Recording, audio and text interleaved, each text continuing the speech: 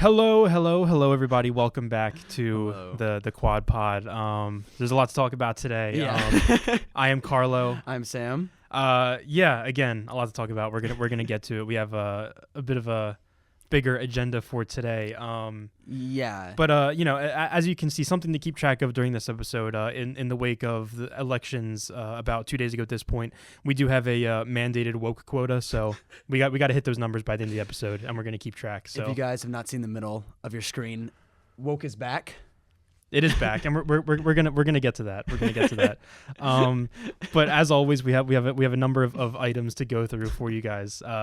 So I'll start right out with you, Sam. Yeah. So, I'd like to start off a little lighthearted, and I don't know if y'all remember on August 10th of this year, a Washington D.C. protester hucked a sandwich at a U.S. border agent, and so I thought we talked about this when it happened, if I remember correctly, but it was big news, kind of because that's when the National Guard went to Washington D.C. and it was a whole big thing, and he hucked a sandwich at him. And to quote, the patrol agent was named Gregory Larimore, and he testified that the snack, quote, exploded all over him, and that he could, quote, smell the onions and mustard on his uniform.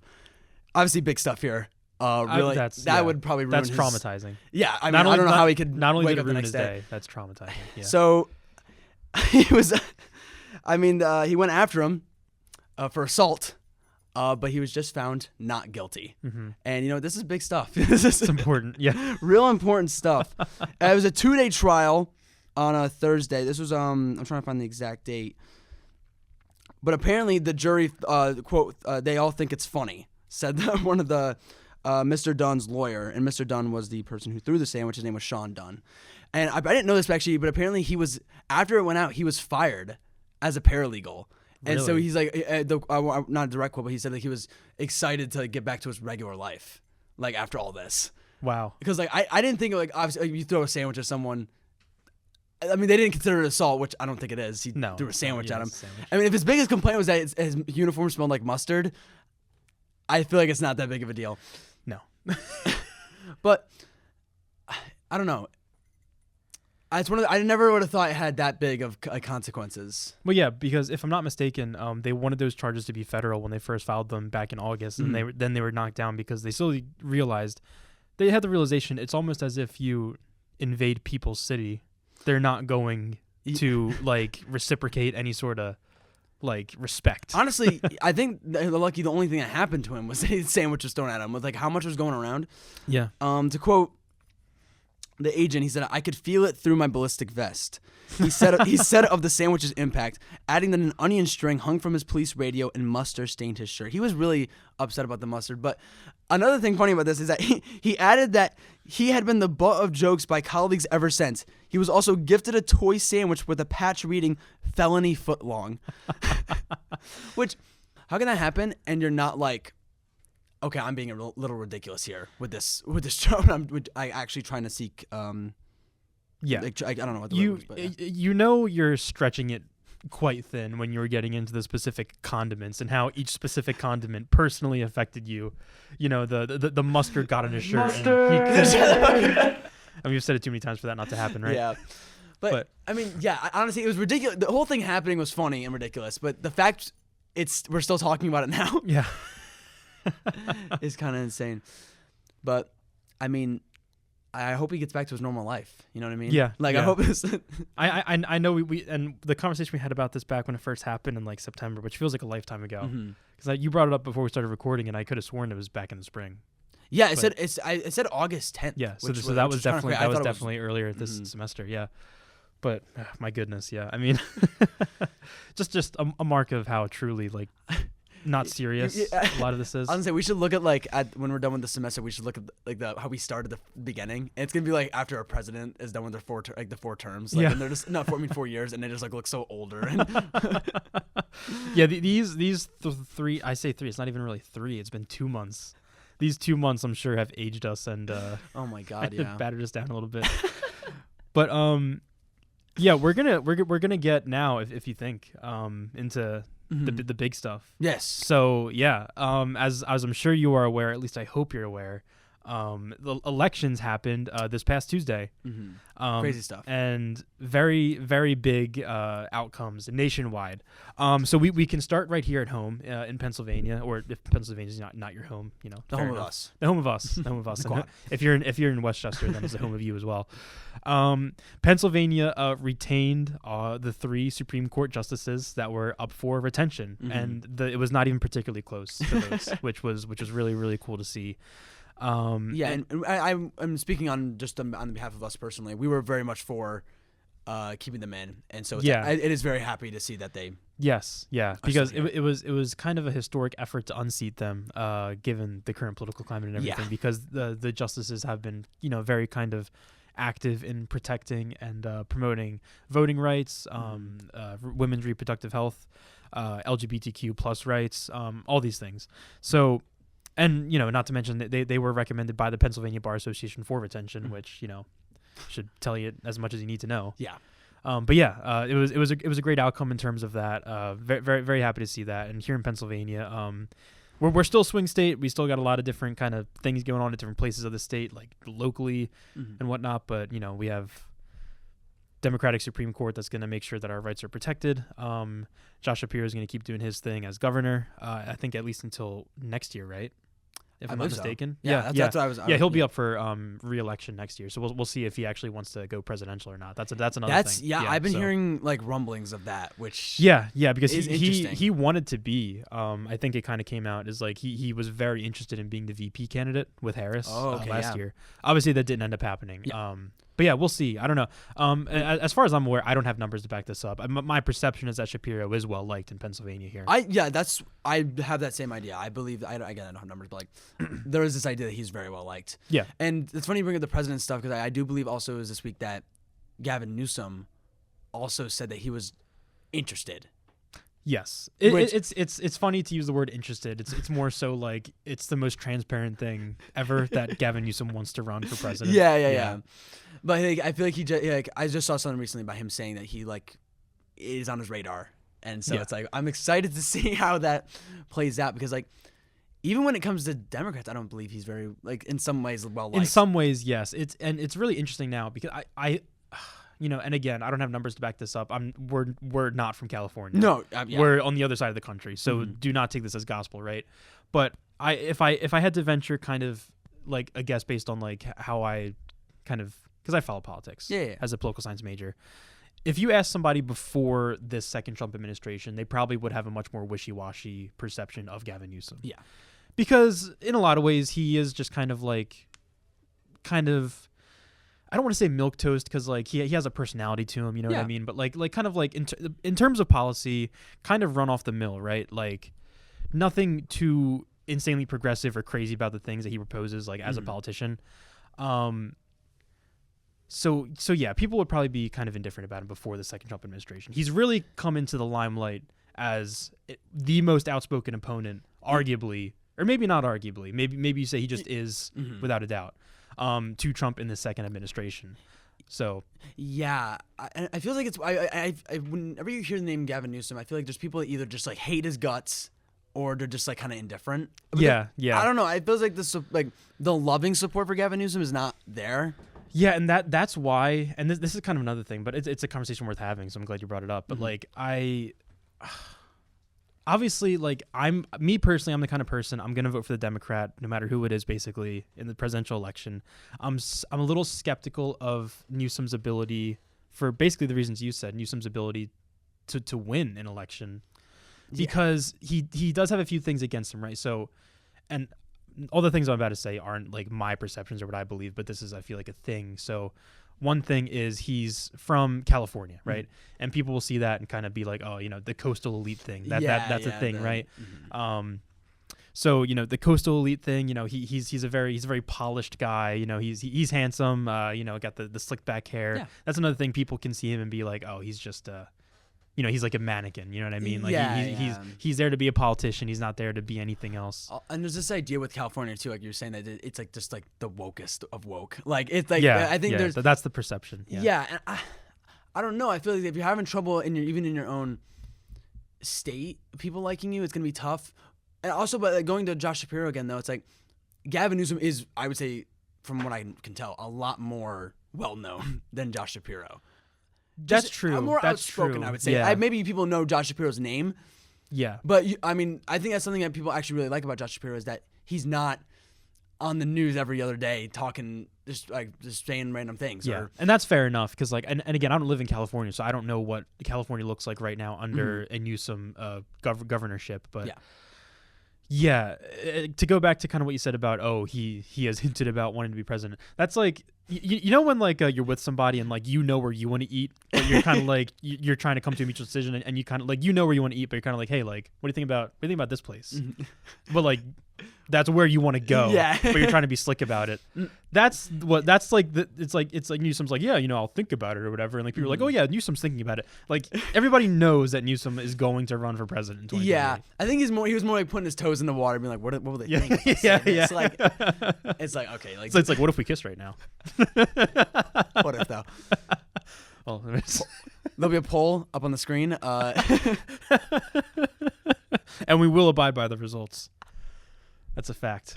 We'll just guess ahead of time. But yeah, honestly, I do see like I'm interested to see what Shapiro does. I do think that I haven't heard much about it, but I do think that he could be a candidate, and I think he'd be a good candidate. Yeah, it's an interesting thing because Shapiro, it's going to be a choice for him because it's either he's eligible for re-election. Mm-hmm. So and again, like I don't know how difficult of a choice that ultimately would end up being for him, but yeah, it's either going to be run for re-election as governor of Pennsylvania or jump ship and try your luck in the presidential race. So. Yeah, because I mean, think about it that way. If he doesn't win, he's got not much going on. Shit out of luck. Yeah, I mean, I don't know. Honestly, I think the biggest thing Shapiro had in the news recently was, wasn't his house like firebombed? Like, yeah, that was a couple months back. That was a couple months back, but like that's like the big thing. So I mean, I understand. I think if anything's kind of like a maybe I should get out of politics kind of thing. Like let's just try my luck. Mm-hmm. I feel like that's something to be like, okay, let's push this as far as I can. If I win, awesome. If I don't, I'm out of politics. Yeah. So out of danger. It's hard to say. It really is hard to say. But actually, I think Newsom is a good, and we can get back to Shapiro in a second too. But Newsom's a good segue because as a part of Election Day over in California, for those of you that may be unaware, but I'm sure you are aware. But basically, Proposition 50 was a measure on the ballot that was voted for overwhelmingly, so they approved it. Yeah. And this proposition was it's called something like the Redistricting Act or something like that. But basically, the purpose of this is to offset the gains that Republicans expect to get from redistricting in states like Texas, I believe like Missouri and Ohio or other ones. Mm-hmm. And if you're unfamiliar with like gerrymandering and whatnot, like I could not explain that to you in a way that makes sense. That's a question for like either Google or a political science professor here at Westchester. But basically, when they're drawing up the districts, it's very easy to manipulate those districts if you want more seats for Republicans. And that's what they did in Texas, and again, I believe like Missouri and Ohio and other states like that. And when they did it in those states, notably, they just did it. They didn't like ask the voters, right? Oh yeah. So they just pushed that through, and those are the new maps now. Whereas when I'm kind of talking about this, I'm gonna sound like a Gavin Newsom stan. Like I'm not necessarily, but like they did it the right way in California. Like they asked the voters, yeah. And like it was kind of a political gamble for Newsom because this is unprecedented in terms of like something that's on a ballot for people to vote for. I mean, no, in no way would Newsom or any state like that just do that unless Texas did that already. Yeah, exactly. And Ohio, Mississippi. It really is like, and again, maybe this can point to like kind of an indicator of how well liked he is because that's kind of when you're asking somebody to vote for something like that, it's like, hey, like you just got to trust me on this. Mm-hmm. Like I can't promise you that like this is going to be perfect or it's going to like work as intended, but like we're good. Like we want to do this and you got to trust me on this. You got to go with me on this. And they did. Overwhelmingly, they did. Yeah. I mean, it could be, is it more of like how much they like Newsom or is it more how much they don't like what happened in Texas with the whole gerrymandering stuff? I think Newsom is like being very effective in the sense like what's the terminology I want to use here? Like he's an excellent like bullhorn. Mm-hmm. Is that the right term? You know, like the megaphone, whatever. Yeah. Like yeah. he really has been a great like megaphone against Trump. Oh yeah. In terms of like just being like really as kind of annoying as possible to him. Like it's clear that Gavin Newsom knows how to get at Trump. Like there was a whole thing, and we talked about this before, but like Newsom has his own like merchandise line. Yeah, I was just about to he bring has that like up. he has like the red hat to say like Newsom was always right, which is like, and like he'll like the tweets Newsom will do sometimes are pretty like funny. Yeah. Like I agree, and I do think like when I said that, I wasn't even saying like that people don't like Newsom, but I think there's just side of like either way, even if you're not a big fan of Newsom and if you just hated what they did in Texas and stuff like that, you're gonna vote for that. Exactly, and that's why it was so overwhelming. I think there was this idea that oh that was so unfair, and Yeah. I like that Newsom did what he did. I think Exactly. that was a agree. really great I idea, agree. and to put it and to do it the right way too with the votes. Yeah. I mean, it just kind of shows that like even doing it the right way, we can still do it. We can still seep to that level. And another reason I point that out is because what you'll see a lot of the pundits on the right, and I think including like President Trump himself and people in the administration, so funny, but they're coming out and they're saying that the Democrats are cheating because they can't actually win elections, and it's like, dude, Bro. like, are you intentionally dense, or are you really just that stupid? Like it's hard to say because. Are we living in the same reality? It feels like I don't Trump know. only gets the headlines too. Like, but like as soon the next day he forgets the headline. Like, and so like someone's like, "Did you see what they did in California?" He's like, "What?" I need to talk about this. I imagine he's like, "But sir, they did this. And I need to talk about it." Yeah, So it's just really funny. It's the sort of thing where it's only a problem when the other side does it. Like particularly in this instance, it's like okay, like if you punch somebody, don't get surprised when you get punched right back. Yeah. Like you guys did this first. Like redistricting was like never on the table for Democrats in the way that the Republicans have been doing it. Like it didn't happen under Biden. The Democrats were not the ones to like do it first under Trump. This is like you did this. Like this was an unforced error on your part, and the gates are open, and now it's happening. At first it was free speech, now it's gerrymandering, and this idea that like it's okay for Republicans like to like dog on the Democrats for it, but like Democrats as soon as they no, you can't do that. Like yeah, again, it's just a fundamental misunderstanding, and it's so cowardly. It's like so like babyish because again, it's like yeah, it genuinely is like, you know, you're playing take yourself back to like third grade. You're playing tag on the playground, and you're just about to get this kid, but he like touches like one of the monkey bars. He's like, "This is base. You can't get me here. This is base. You can't get me here." I think the idea is that like hardcore Republicans are not going to see the headline of Texas gerrymandering. They're not going to see that headline because that's against what they believe in, but they're going to see the one where California did it. Just because how like the news works and how feeds work, and so I think it's this idea that like it's like get your news out there, even for Trump, like spread out like what that the Democrats are doing this, even if we already did it. More like there's gonna be some people that aren't gonna know that and are gonna read only the one about Democrats, and so it's like even though a majority of the world is gonna call you the biggest hypocrite in the world. Yeah, the echo chamber factor has a lot to do with it as well, I'm sure. But even for the people that like would end up seeing it, like somehow, some way, and it boggles my mind. But for a lot of people, Trump is just a kind of a master, like spin master, right? Yeah. Like, because I guess like California's cheating, sure. But then I don't even remember exactly what he was saying about like the Texas thing, if he even said anything about it at all. Yeah. But like I'm sure to him what they did in Texas was patriotic and and you know all about freedom and liberty and whatnot. It's funny you say that because I was thinking like like there's this idea he's like the master, like what would you say, spin doctor? Spin master. Spin master. But like just because you do it a lot doesn't mean you're good at it. Exactly. Like just because you like any little thing that happens you can like somehow direct it towards someone else doesn't mean that it's actually effective. Yeah. I don't know.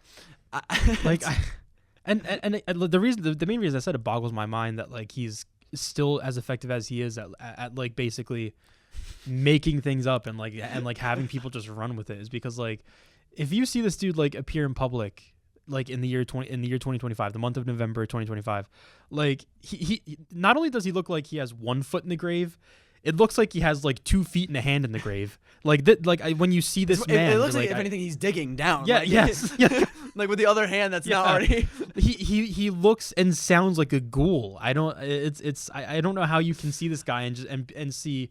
And it's a lot of things too, because it's like I guess he's the beacon of masculinity, like he's the true like this beacon of masculinity is about to give me 3 riddles to pass the bridge. Like honestly, exactly, like it's a lot. And we can go back to like California in a sense. I mean like going back to everything. I think I'm excited to see how Newsom continues to be this like the bullhorn megaphone against Trump. And if that somehow goes into the next election, and with everything, I know it's so far away from now, but still. I think another one of my fears is that because look back to the Harris campaign, right? And obviously, like I voted for Harris, like I did, so because what else was I gonna do? But like when you think of like the signature policy of the Harris campaign, like if I were to ask you that question right now, like what was Kamala Harris's like signature policy as a presidential candidate?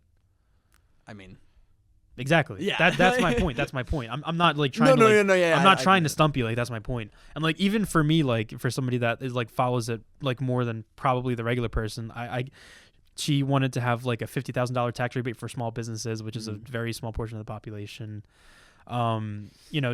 Tax rebates for children, which isn't even really. I mean, it's good. That's a good thing, but it's not even necessarily a new idea. That kind of was happening under Biden with COVID and whatnot. And I'm sure there was a third. It's not coming to me right now, but it's like I don't know. That's what kind of scares me though, because it's sometimes it's terrible to say, but sometimes it's not about who's the best politician; it's who's the loudest. And so, I mean, we've seen that with the last like 2 elections. And so, if it was between like Shapiro and Newsom is definitely louder, and Newsom might have more to say. His policies might not be all there, but like he'll have more to say, and so I don't know. It's you're right. And my fear again, like with Newsom, and to an extent even like Shapiro too, is like I think the Democrats are going to need to run somebody no matter who it is. And I don't know who it would be. I'm not even saying I have like a proposition, right? No. But like I think the Democrats would have to run somebody that can posture themselves on more than just like, well, hey, like we're better than that side. And like, look, it's a valid argument, right? Like it is a valid argument. It worked with Biden. But like, for whatever reason, you're gonna need more than that to convince a lot of people. And I think they have to come to the table with policies that actually get people excited. Yeah, you're right. Like policies and ideas that get people excited, because people looked at Harris and like. Yeah, like the couple of domestic things I could name, those were a thing, but then a big thing during the election was the genocide in Gaza, and she basically was like not offering up anything that was different than what was already happening under Biden. Yeah, like it's basically when they asked the question at the debate, right? Like how would you? I forget what the exact question was, but basically they asked Donald Trump and Kamala Harris during their presidential debate how they would deal with Israel and Gaza and Palestine, and the question pretty quickly between the two candidates turned into who's a bigger fanboy of Israel. It wasn't like nobody was asking or nobody was making the argument like how are you going to protect the people of Gaza and Palestine. Yeah. Like that, the question was asked, and immediately it was Trump saying like, "Oh well, Israel won't exist in 2 years if she's elected," which is it's funny on multiple levels because like as a like what's the word, like exaggeratory statement, like it's but that's all he does though. But like it's funny on that end. But then it's also funny because like as somebody that voted for Harris, like I would like that's not even close to being true at all because. They were the policy was not going to be worlds different under Harris, and I think that was a big thing for people. Mm-hmm. I don't know. Yeah, like and point being, I'm sorry, I don't mean to cut you off. Go. Point being, there was very little to get excited about, in my opinion. There was very little to get excited about during the Harris campaign. I guess apart from like if you were a fan of like the Brat Summer thing that they embraced. Oh my but God, but right. again, that's not policy. That's like, and vibes are important. Like vibes are very important. That was equivalent to like Pokemon go to the polls.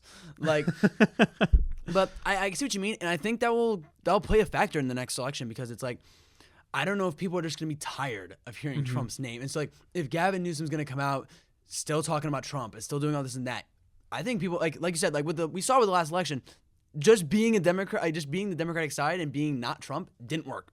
Yeah. You need to make it people excited.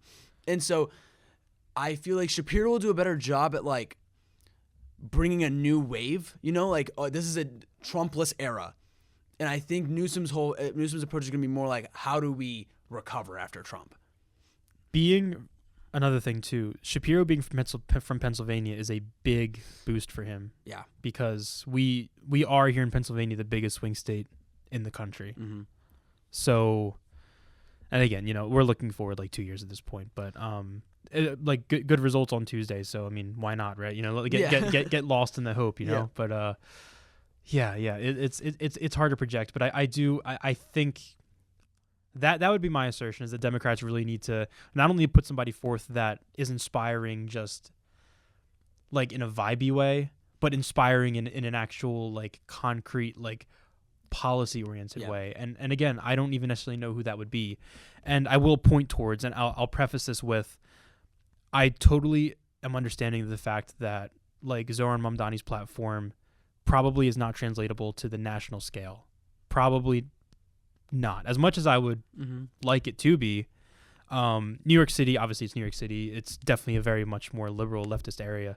But when I draw the parallel to Zoran Mamdani, you look at his policies. He has policies. Yeah. They're exciting policies. And he's a charming guy, controls a room. Like, you always want to listen to what he has to say. And again, like, you look at his policies, you can name his policies if you know anything about him. Freeze the rent, free buses, subsidized childcare, subsidized groceries, but basically entire movement predicated upon making life actually affordable for working class people. Yeah, and there is something to be said, whether you like Mamdani or not. Like, the fact I know about I know as much as I know about the New York like mayoral campaign and all that debates is because of Mamdani. Yeah, like, he was such a loud voice, especially in a perfect time. Too, I was surprised when I was seeing stuff on feed and I was like hearing about his name. I was like, what is going on with this? And he's immediately charming. And he's immediately, and like, I don't know, especially compared to the other two candidates. I thought it was very much a shoo-in that he was going to win. Yeah. And he did. And that was a big win. That was a big win for Democrats in New York. It was a huge win. And yeah, I mean, it's kind of like he was the front runner the entire time. Yeah. At least during the general election cycle, because I don't know if you saw, but I mean, it's kind of been well documented at this point, but he rose from 1%. Like, during the primary stage, yeah, he rose from having a 1% chance to win to now being the mayor-elect of the biggest city in America, which is insane. I think an important thing, though, is that, like, a lot of people against Mamdani were just like, he's making all these claims, he's never actually going to do them, he's never, like, none of this stuff's ever going to actually happen. We'll see. I mean, I feel like this could be a big thing for people who are maybe on the fence about Mamdani or Democrats as a whole, and saying, can Democrats actually make exciting claims and still and do them and actually like live up to them? Yeah, I think Mamdani is gonna. If Mamdani actually lives up to that, that's a huge beacon. Yeah, I think a lot of people are gonna go to that and be like, look what Mamdani did. Look at what everyone was saying about him, and look what he was able to accomplish. Yeah, especially going into the next election, I think it's gonna be very important. Because at the end of the day, right, like, I think the lion's share of people who are like skeptical of him, it is purely because of the economic stuff. Because just for whatever reason, and this is a whole thing on its own. I won't get in deep into this, but a lot of Americans will hear policies that are like even like socialist adjacent, and it scares the living hell out of them. Mm-hmm. But I think at the end of the day, and I kind of said this in so many words like 2 weeks ago or whenever, but I increasingly am like, I don't. Like, if you had asked me this question like 2 years ago, I probably would have cared a lot more about this, because a lot of people like labels, and they like putting labels upon themselves and others. And I probably would have told you 2 years ago, I'm a specific type of Democrat, a specific type of liberal or leftist or whatever. Mm-hmm. I don't like, because again, like people see, oh, he calls himself a democratic socialist, these policies are socialist. I think the only thing that really matters at the end of the day like genuinely. Like if you strip the labels of everything and told people like the policies he's proposing, like these are policies that are just going to help working people. Yeah. Like they're not socialist policies. They're not democratic policies. They're not leftist policies. They are people-oriented policies. Like, and I think like when you're framing it, I think that's like electorally, I think that's at least. And again, I haven't done studies on this. I don't know, but it's like just to me, like 'cause the average person you meet on the street basically just wants to make sure that they have everything that they need to go home and have a roof over their head, food on the table, and take care of their kids, and maybe a little money extra left over for like whatever they like to live their life with. You know what I mean? Like that's what people want, and like it's easy to prey on hate, and that's why the Republicans do it, and it's effective, unfortunately. But if you're really looking at policy, how to win people over with policy, I feel like that's what it has to be. Yeah. And you don't put labels on it. Like you say what you want to do, and I think that's a lot of what Mamdani did and why he was successful in doing it. Yeah, and it's kind of crazy to think about. Like, you see all of his policies and like, wow, this is actually going to help the working class and the working people of New York City. But then to have the president of the United States call him a communist for all that stuff, it's just like, are you not seeing like how? Yeah. In a world where all this works, it's going to actually make New York City your city, like Trump's city, a better city. Obviously, I know Trump City, yeah. Obviously, since Trump is a Republican, he's going to say yes, vote for the Republican. But I think he endorsed Cuomo, did he not? Yeah, basically on 60 Minutes. Who was well, we can go on a while about that too. But who I believe ran as independent, did he not? He ran as an independent. Yeah. Yeah. But very quickly he was basically he was basically the candidate that was like, hey, if you don't want Zoran running things, then vote for Cuomo. Mm-hmm. Which is funny because he had nothing of his own to really campaign on. I do believe though that like if Sliwa or Cuomo, one of them dropped out, one of them would have won, maybe. I don't like. Well, I actually think if you added up this, like for example, if you added the Sliwa votes to the Cuomo votes, I don't even think that would have been enough to defeat Mamdani. Yeah. Okay. Wow. Never mind then. Yeah. So yeah, it was a clear message on the part of New York that that's what they wanted, and it's exciting. But and then again, for the sake of like progressive politics moving forward, like I have total confidence in him, but it's like you just hope he's successful. Yeah, it's gonna be a huge hit. Like, not to put like a lot of pressure on him in the sense of it, like, not that he's something, but like it's a lot of pressure. Like, everyone's looking at him right now. All the Democrats and Republicans are looking at Mamdani and saying, "You better not fail. Like, we need you to be like what you need to live up to what you've said, because if not, it's gonna look really bad for Democrats, and also just be bad for the city. I mean, no doubt, but to make it seem like we don't live up to our promises, which I mean, I don't know. Yeah, no, it's true, and I hope that it is. And like it feels hopeful. Like it feels very hopeful. Like I don't know if you saw the video that he released the day after the election, but like I really thought it was perfect, because it was not like if you went to his Instagram, right, and like I'm explaining this in like a really poor way. I don't know why, but basically the day after the election, he put out his video that was like acknowledging that he had won the election. And it wasn't a video of like him with like confetti dropping or balloons dropping or like him at like his rally or anything. He had a rally speech and he was there and everything. Yeah. But what he put on his socials after he won, it wasn't any of that. It was him, just kind of. Was that on the street? Like. Yeah, it might have been on the rooftop or something, but it was just him in the city in front of the camera. He said something basically along the lines of like, "Good morning, New York." He said, "Thank you. Like, we made history. Yeah. Like, now we just keep moving forward. Like, we're with the transition." And I just.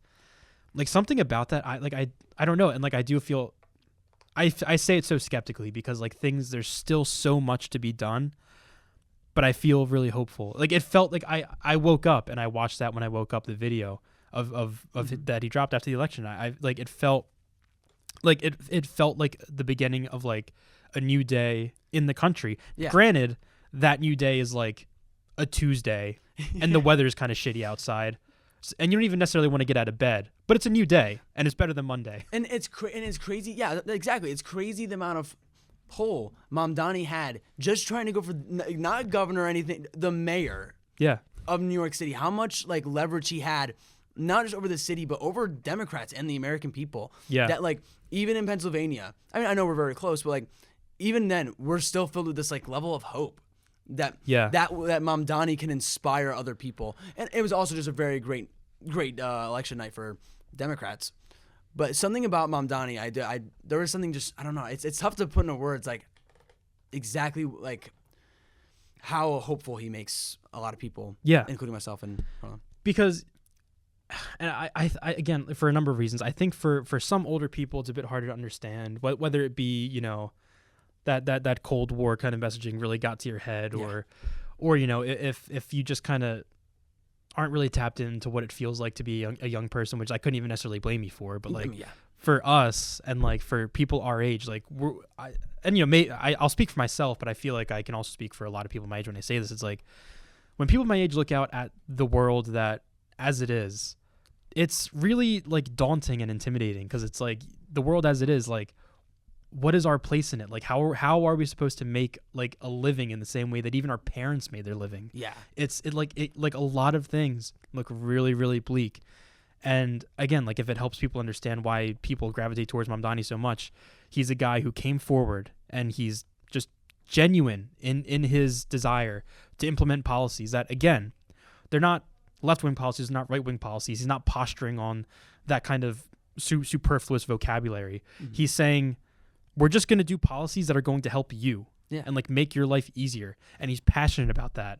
And again, you have the soft skills too. Like, again, like he controls a room and he's funny and he, you know, just, I don't know. He's, especially as college students who not only have to wake up every day seeing the news as itself, but also just seeing like job markets and with AI and everything and housing, the prices are up. Like nothing ever feels like things are working out for the working class. I feel like, especially under this administration.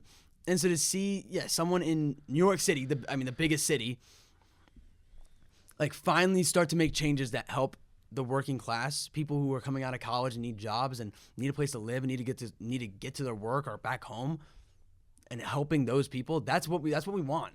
Yeah. Like, I don't know. Maybe for like older people it is hard to understand, but that's what people our age want. It's a whole different era. It's a whole different era. And like you said, you can't even fully blame them, but like it is a different era, and I feel like older people need to recognize that. Yeah. That like the way that after they came out of high school or college and started getting into the working force and getting a job and starting a family, it's a whole new game. Yeah. It's a lot more money and it's a lot more difficult to get a job. Yeah, you can't just, be the neighborhood milkman and buy a house at the age of 23 anymore. Yeah. So I don't know. But and that's another thing too, where another like really important aspect to this that has yet to be determined, which is kind of the big question after Election Day, at least for me. But it really does kind of open up this generational rift in the Democratic Party. Generational rift, kind of like policy rift, but I really think it is more generational, just purely in terms of age. Mm-hmm. Because again, and this is on both sides too. Like one of the big complaints, just among like Americans in general, and I have the same complaint, is like when you look to the government, it's old as hell. It is. Like everybody in government is so old, and there's nothing wrong with being old, but like at a certain point, I think you need to like kind of step aside and be like, maybe the decision makers like shouldn't be 80 years old. Like right, like how they grew up and how they understand, like you couldn't understand like, oh, they understand how the world works, they've been living longer, but it's like, I don't know, it's like someone who's younger is gonna have a better understanding of what life is like right now.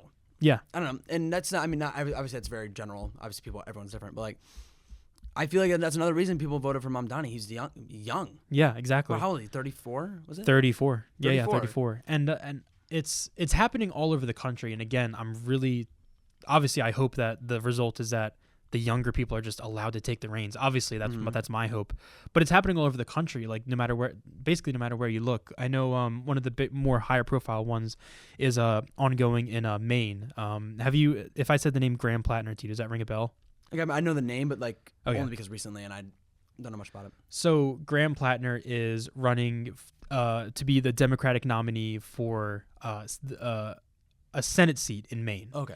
And basically, this seat is viewed as very gettable because Maine actually already has so he's an independent senator, but he caucuses with Democrats. Okay. So think he's not Bernie Sanders, but think like conceptually like Bernie Sanders is an independent, but he's a Democrat. Okay. Yeah. So think like that, right? So more or less Maine has a Democratic senator right now. Mm-hmm. And he's running to be the Democratic nominee to fill the other Senate seat that is up for re-election during these upcoming midterms. Mm-hmm.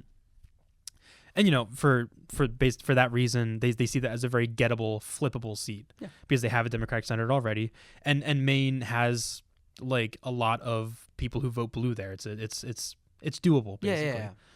So Graham Plattner is he's a vet who did a couple tours in the Middle East when we were still involved there. Mm-hmm. He really, like, you look at him, he's a big guy, manly man, rough and tumble dude. He was like an oyster farmer, I think is what it was. Like unabashedly progressive. And again, this is like the generational thing, because like he's on the younger side. I don't know exactly how young he is. Definitely like under 50, if I had to say. Yeah. But yeah, like he's like all about like universal health care, because he draws on his experience as a veteran. Mm-hmm. And as a veteran, he gets health care for free.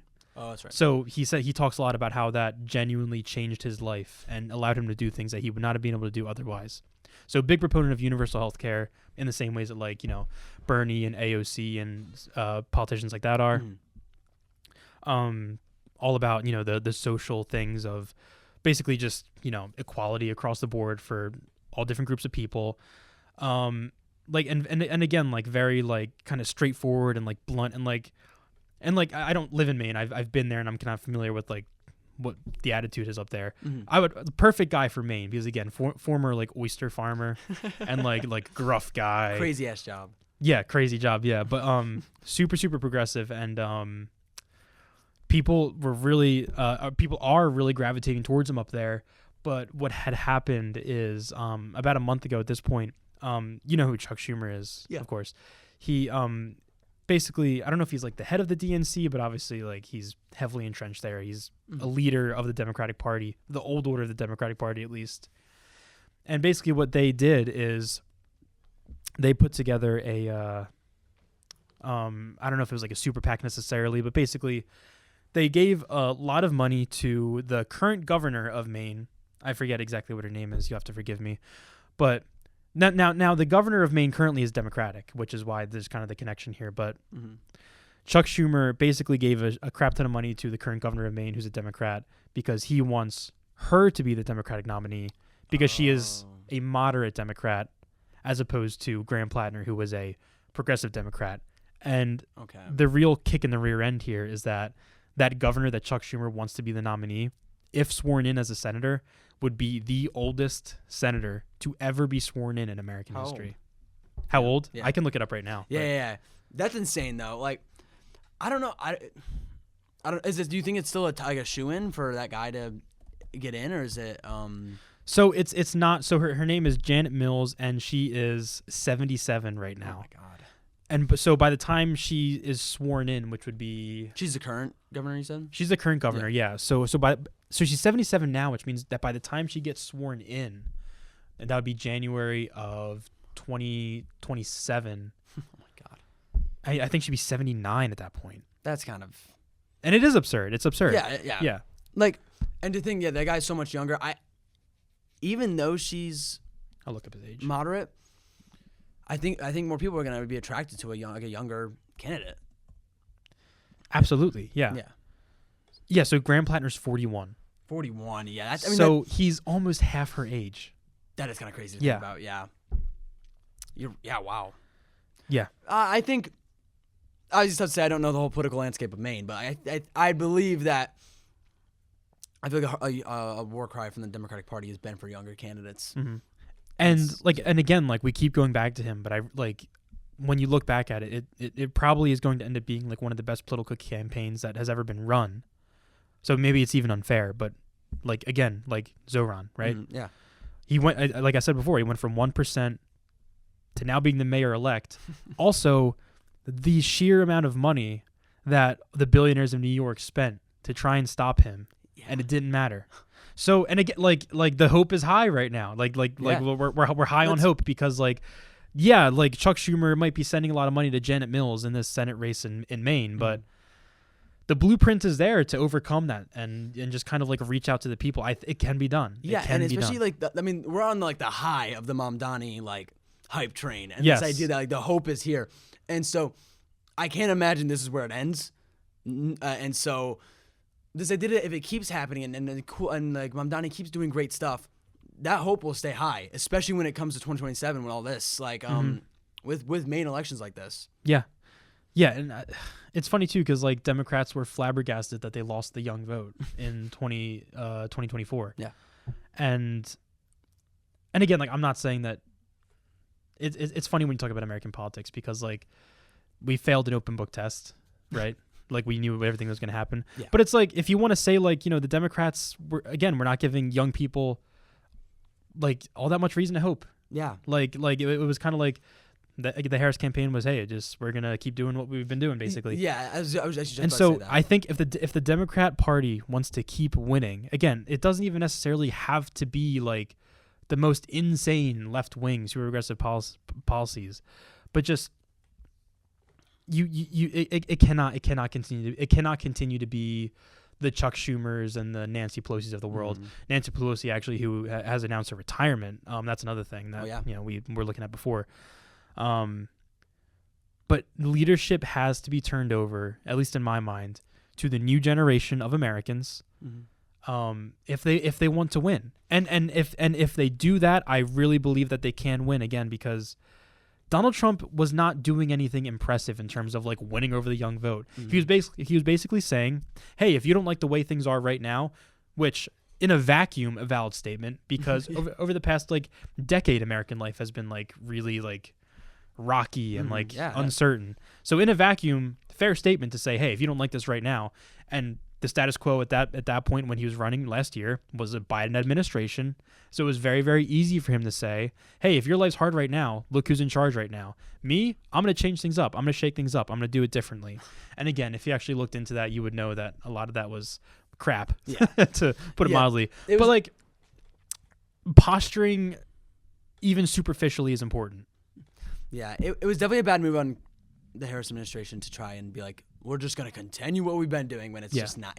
It's not been popular and it's not been working. And I say that to say like with Trump not even doing anything impressive, if they can put forth like inspiring Democrats who have policy, I mean, you can only imagine. I mean, at least, and again, I'm high on the hope, but like, I can only think that would just be really successful if you can actually just give people something to latch onto, like actually attach themselves to. You'd be successful, I think. I think this is obviously me speaking very early, but like, I think if like going down the line, if a Democrat wins the next presidential election, I think it's impossible to not talk about Mamdani, and I think that this because like I mean like Democrats have never been in a lower spot than this first year of this term. And so to see Mamdani spark so much hope like this, I think it's only like the hopes are that it's only going to build, and it's going to build until it reaches the election. And if a Democrat wins, you start with Mamdani. Exactly, and again, like, because I know we kind of started this out saying we're talking about like elections everywhere, and I guess just to kind of cover everything, right? Yeah. Because like to your point, like the momentum starts now. It has started like with election night. And again, we mentioned here in Pennsylvania, we retained our Democratic Supreme Court justices. We talked about Prop 50 in California that passed. In Virginia, the Democratic nominee for governor won. Great. Over in New Jersey, I'm born in New Jersey. I love New Jersey. Connor is a Jersey boy himself, born and raised. Mikey Sherrill, Democrat, won, despite the fact that a lot of the pollsters were saying that was going to be a very close race, if not a Republican upset. And it ended up just being kind of a landslide in favor of Mikey Sherrill, the Democrat. So just really, really like reassuring results all across the country. Like no matter what demographic you look at, no matter like where you look at it, I mean, it's funny because it's like, do I wish we didn't have to vote ourselves to the brink of national collapse to like wake up to these problems? Yeah. Of course, I wish that we didn't have to do that. Yeah. But like, that's where we are. But sometimes I guess you have to feel the hurt to like make a change. I don't know. It's weird. But like we said, I only hope this is a war cry. This is like a hey, look, guys. Democrats are here. We're not like the Trump administration didn't knock us all down. We're still here and we're still awake and we're still ready to fight. Yeah, fighting is the important thing. And that's what this just proved. People need to feel like they're being fought for, and that's really important. And again, I think Mamdani does that really well. We keep going to him, but he does that very, very well. You know, basically the idea of his campaign as it pertains to specifically, ICE raids and, Border Patrol, National Guard deployments and whatnot. basically one of his core messaging in terms of that was like, hey, like if you want to get to the people in New York, you're going through me. Like that's not going to happen under my watch. And people, like that goes such a long way. Like if people just feel like you're willing to like step in front of them and like take this shit for them and like protect them and like act truly in their interest, that goes such a long way. And I think at least like last year that passion wasn't there for the Democrats. It wasn't. And I think it's there now. Yeah. And that's good. And if this momentum keeps building, I think we could possibly, and again, I don't want to speak in certainties because we still have to get out and vote and do all these things, and there's still so much work to do. But we could, if we continue this momentum, be looking to good results next year in what are crucially important elections in the midterms. Yeah. These were very important. Every election year is important, but the midterms next year are going to be massively important, and we could be looking for good outcomes if this momentum continues. Yeah, and I mean, yeah, you said it like this idea that Mamdani was like this force that could not be passed. Like he's the keeper of New York City, very strong in that sense. And so, and especially with how much Trump was just like talking so much negatively about Mamdani. Mamdani's ready. Mamdani is fully ready for Trump. He never once seemed afraid of Trump and what Trump could do, which was which was nice to see. You see every other politician like start like praying to Trump, and so they pray he doesn't come near them, so he doesn't like do anything to their state. But it's like, or just end up supporting him just so they don't have to do anything with him. And I think the parallels are striking with that too, because Mamdani gets elected, and the messaging from the White House has basically been, and the Capitol has been the same the entire time. In so many words, it's New York is going to be ruined. This is terrible. This is awful. You elected a communist, and Mike Johnson saying the same things because, Mike Johnson, you fucking footstool. Yeah, you're a real smart guy there. But basically, the White House and Republican legislators nonstop shit talking Zoran Mamdani. Meanwhile, he gets up. I believe this was yesterday in one of his first speeches as mayor-elect, saying, "Hey, if you want to give me a call and talk about how we can address these issues, I want to have that conversation." Yeah. He's doing it the mature way. The mature way. And that's why I say the parallels are striking, because the federal government is currently being run by 12-year-olds on a sugar high. And who just got an iPad. Exactly. Yeah. With unrestricted social media access. Oh my God. Yeah. And meanwhile, you have mature people like this who just are trying to deal with it, but who knows? And to kind of cap this off, just like, and they will only be like more exemplified if Mamdani does so well. And no, it's so early, but we'll see, and we'll definitely update on it, because what Mamdani does these next few weeks and months is incredibly important. Very important. And so I'm very excited to see. Yeah. And definitely follow it with a keen eye too, because as we know very well, Republicans will always find something to complain about, whether it's real or manufactured. So take care of what you're hearing, and make sure that it's accurate. But a lot of good results on Tuesday, and a lot to potentially look forward to. So there's a lot to look forward to. There's a lot of hope right now. I know last episode was probably one of our least positive, episodes, you could say hopeless episodes. Yeah. And so I'm very excited to come back and have all this positivity. Yeah. So many great things to say. And let's just hope that next episode is more of that. Yeah. But we'll see. Yeah. Exactly. And to the extent that last episode was a little bit, darker, I guess the last thing we can touch on here is that a lot of these things are still happening. Like the government's still shut down. It's officially the world's longest. It is the government shutdown. The U.S. Oh no, I mean world. I mean world. U.S. It became like a week ago at this point. It became our longest ever shutdown. So, we're very hopeful the elections went well, but still, obviously, that guy's still in the White House. So all that stuff's still happening. Stay on your toes. Be hopeful, but stay on your toes. Yeah. Make sure you're keeping track of all of this. I mean, we've been mentioning it's funny. Well, it's not funny. Again, funny in a sick way, like a lot of the things are. Mm-hmm. But we've been mentioning it for 7 weeks now that the government is shut down. So I don't even really have any updates for you. It's just still shut down. 7 weeks. Yeah. And there's a lot of layers to it. If it keeps going on, maybe we can go more in depth on it next week. But I think we had a really, really constructive discussion this week about the election. Mm-hmm. So. Oh no, and there was just so much this week with the election stuff. So that's really all. I thought that was so much of what we had today. But it's good news. and good it should news, be yeah. talked about. Yeah, absolutely. And as much as there is all that negative stuff, still highlighting that good stuff is incredibly important. Again, I'm glad that we had this conversation. Yeah. It feels it's always very stimulating for me to come in and talk to you about these things. Especially going in knowing we're gonna be talking about something so good. Yeah. You know, Exactly. it's it can be tough, but like especially when it's an episode like the last one. But so regardless, if you're a Republican right now and you're thinking that, oh, this is just blue states voting blue. I think Mike Johnson said that again. Very smart individual. I would remind you to consult the graph. If you are a more liberal leftist person and you're still feeling a little down and you're feeling like things aren't that great, I would also remind you to consult the graph. Woke is back. Say to yourself, woke is back. Self-affirmations every morning. Look in the mirror. Woke is back. Woke is back. Woke is back. Woke is back. Say it 3 times, it'll appear. And Sam, I'm pleased to announce that we met our woke quota for the day. I was worried about that. So Chairman Mamdani will be giving out a free transgender surgery to the first person to comment on this video. Can I not say that? Can we keep that? I don't know. But Oh, to end this off then, I hope y'all had a great time. Yeah. I hope y'all are still in the same positive, hopeful mood that we are, and that you can continue it through the week, even with so much going down. But you're still staying informed on all the negative, even if it sucks. Yeah, that's totally right.